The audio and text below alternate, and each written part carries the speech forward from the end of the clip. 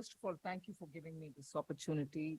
It's always very rewarding to engage. I've said this a lot of times and put myself into a lot of difficulty because I say it whenever, probably coincidentally, when I'm in the CII audience, and I don't seem to have said it anywhere else. There's no conscious plan. There's no conscious plan at all, but that's been held against me. But I would say to everybody who's in industry, right, that's possibly why you got your chance well after 3, 4, 5 days after the budget. But no, I don't think there was a plan at all. A point that I say every year, interactions, inputs, exchange of thought, periodically looking at sectors which need greater focused study and industry's own perspective about it, other than the administration or policymakers' perspective, have all helped us immensely, particularly since the COVID and after. I think if I can be tongue-in-cheek for a minute, the industry also has started looking at India in a far more holistic fashion, rather than look only my sector. Because, and I say this with a certain confidence, because my pre-budget consultations prior to COVID have all been, my industry is suffering, you do this. It is fair, no grievance on that. But I find now a lot more thinking about the country, pitting the country against the challenges which are facing us, and also progressively seeing what's coming out of government's budget making, the spillover, and then telling us, all right, this far, but then for further, this is what we want to tell you, which is a very constructive way of moving forward. It just doesn't help that one sector, but definitely helps in gauging the economy better. I find this shift very healthy. I find this shift also giving me the confidence that Indian industry has started actually taking into cognizance those challenges which are global, not just for India, but backward linkage for each one of your industries. And in fact, in the last few interactions that I've had with in different media houses, I've been heavily defending the Indian industry. Not because I don't believe in what I say, I honestly do believe in the arguments with which I have taken up in defense of your case. I find great sensitivity for the challenges that you're facing. And therefore, your investment plans are now a lot more calibrated, not just for expansion's sake, but also in looking at which are the technologies which are going to make you going to be consistent with the SDG goals. And if you've got to be in alignment with SDG, which is going to be the first key point for export and import considerations, your expansion cannot any longer be just the monetary consideration or the demand consideration. It is going to be, yes, demand exists, but I can't go there because there is a green barrier. And if I have to cross that, it's not by any other, one other subsidy from the government, but your perspective on handling technology, infusing such technologies which are going to allow you to produce SDG compliant. So I've been, in fact, very much preaching that Indian industry is now going through this calibration, is really going through this churn, and therefore the decision that you're going to take is probably taking a bit more of time, but certainly going to take a bit more of money as well. And therefore, I think till now, if we thought that these are the reasons that in spite of your bringing down the corporate tax rate considerably down, if there is, as would be perceived, not that speed with which private sector coming in, that cannot hold good anymore.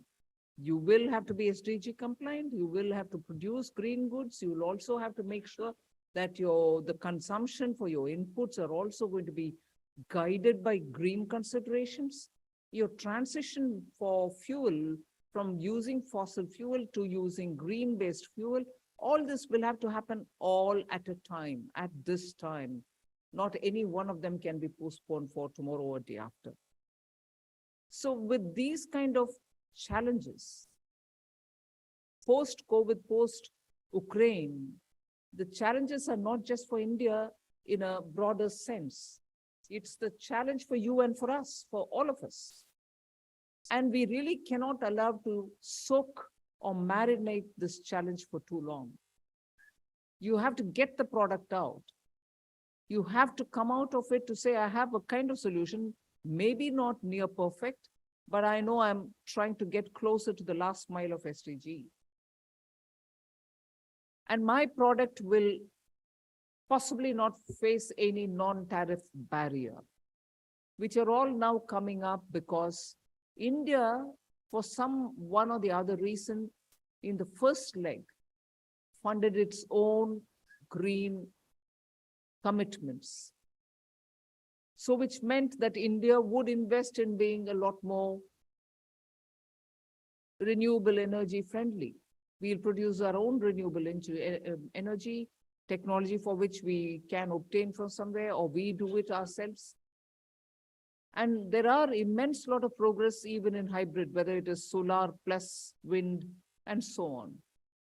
The policies have helped. But this is not going to be just one transition from fossil to, let's say, renewable, as much limited as it is in solar or in hybrid, wind. There are other things also which will keep coming towards this, getting greener and better, which is going to be cost involving, for which government can move an inch or more. But I think industry collectively will also have to work to see how best your sector is going to move forward. It's almost, there's a time when I would have thought that many countries elsewhere, not just India, but many countries, many more countries outside, this expectation on green commitments and the transitions with which industry has to move have all stunned us, as though, the glare of the light hits you in your eye. And for a moment, you're caught not knowing how to get out of the glare. But that's some time ago. India has shown that it has the capacity to see through the glare and come up with policies, fulfill those policies as well. And now I would think those who are not in those sectors of renewable energy themselves, those who are not in the area of looking at transition for mobility's sake, will now have to see that you're still not being stunned. You have to move out of it. And in that, therefore, sectorally, not just on transition from fossil fuel to renewable for your input, for your consumption, that is one thing. But there are other things as well which are going to be necessary in defining your product as green, as sustainable. So for that, I think the industry will have to come up with ideas, talk with government, and see if there are areas in which not just policy, anything else which will have to be provided. Now it is not, as they say, gross, give money there. Money can be given, but the need of the hour is give money there. There is an idea waiting to bloom, and that idea is going to have an impact over several of us. The search for the idea should be from you. The suggestion that that idea is a workable and scalable idea is got to come from you. So I would think that industry today and interaction with government will have to be futuristic. Enough of us talking about, there's a problem here, solve it. Yes, we'll do that as well. I'm not running away from it. And those are now becoming marginal, incremental. But what is that big thing which should happen? That big thing is identifying that technology and also identifying the way in which you're going to be able to, for collective purpose, fund it. And also making sure that as much as possible, that technology is born and cultivated in India. Most technologies bought are now becoming, one, obsolete. We seem to have local better solutions, but you're not able to remove that baggage from you because you've taken it on some terms and that itself is bogging you down. So I would think that is one of the major things on which I would want engagement with industry in a lot more different plane, lift it up. We know your run of the day problems, but we should go up to something else. That's one. And second, for the new sunrise sectors, PLI can be a good incentive. But I also think beyond PLI, is there anything that you think is that one little catalyst which can give you that leapfrogging effect? What is that? Because when even today, some of you all have mentioned about good out-of-the-box schemes which came in, but when you, from government side, try to bring in some kind of a regulation or try to tax it, it loses that charm. I think the rate in which constantly are quoted as an example where the government probably is taxing and changing the contours of what the rate were. But it did serve its purpose and it will still serve its purpose. Either the government changes or government talks with you to see how best it can be, made attractive enough again.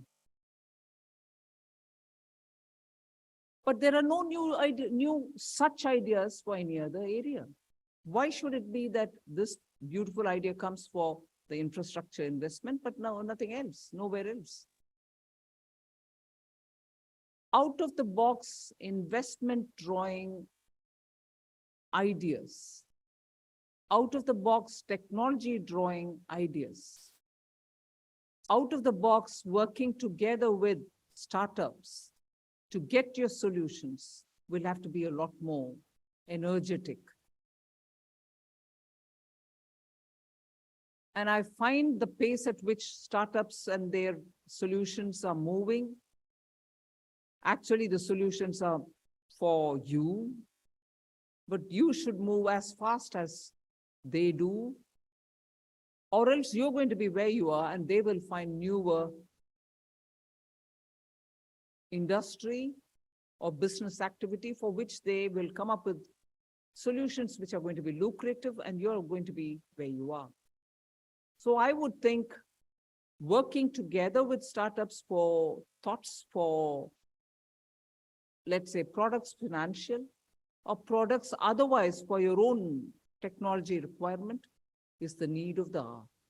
And you should now unhesitatingly partner to derive the benefit.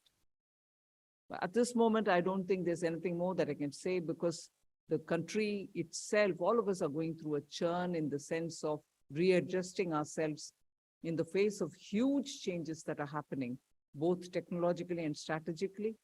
And I'm actually very grateful that we have a leadership which is strong, which is looking forward and which puts India's interest top of all other considerations. Otherwise, I know the media is here and they will make a headline of anything that I say in this context. But you understand that the national interest was put up top of the agenda. Otherwise, you wouldn't have had fuel coming. Energy costs were going up. We couldn't have bought in, and the recent discussions on capping the price and everything else. But because of the leadership strength and the direction and also the way Honorable Prime Minister has engaged with leaders globally, we are able to now get fuel continuously, far cheaper, far lesser than anywhere else. And hasn't that helped us? And similarly, on many other, getting, fertilizers, making sure that our exports go without any disruptions, globally being able to take a call, take a position, stand by it, are all in the interest of our country. And that's where I think we're very fortunate at a time like this, when so much is churning all over the world, we are able to have a leadership which gives us the strength to be able to stand up and do for ourselves what is best suited for this country. So in that, your role is no less for all the engagement that you have with different country partners that you have, whether it's the USIBC or USIS CF, or whether it is with UK, whether it is with Japan, Korea, or any other country. Business partnerships have actually given greater traction for government policies in the formulation and also in the execution. I would want you to keep in touch with your counterparts, global counterparts, feel the pulse of what's happening, and give us the feedback so that all of us can work together for this critical period in which we are all together in it. Thank you very much.